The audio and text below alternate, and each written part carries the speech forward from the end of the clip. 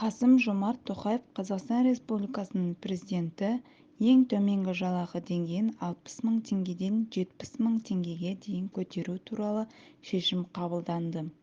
Бұл шешім 1,8 миллион азаматтың табысына тікелей әсер етеді.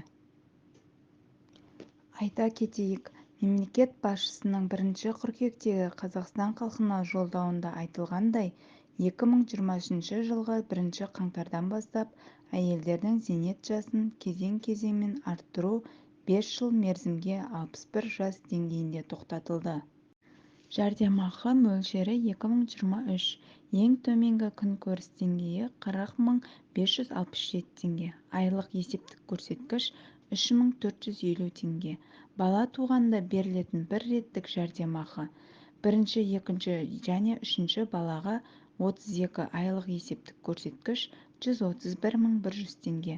Төртінші және одан кейінгі балаларға 63 айлық есептік көрсеткіш 217 350 теңге.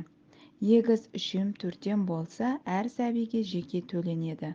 Бала күтіміне байланысты ай сайынғы жәрдемақы 1,5 жасқа дейін төленеді. Жұмыс істемейтін әйелдерге бірінші балаға 5,76 айлық есептік көрсеткіш 19 872 теңге. Екінші балаға 6,81 айлық есептік көрсеткіш 23 495 теңге.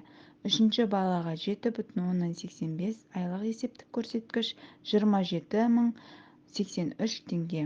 Төртінші балаға 8,9 айлық есептік көрсеткіш 30 705 теңге. Декретке дейінгі жұмыс істеген әйелдерге кейінгі 2 жылдағы табысты бөлеміз 24 айға, яғни 0,04% и 10% алып тастаймыз. Көп балалы отбасыға төленетін жәрдемақы. 4 балаға 16,3 айлық есептік көрсеткіш 55 304 теңге.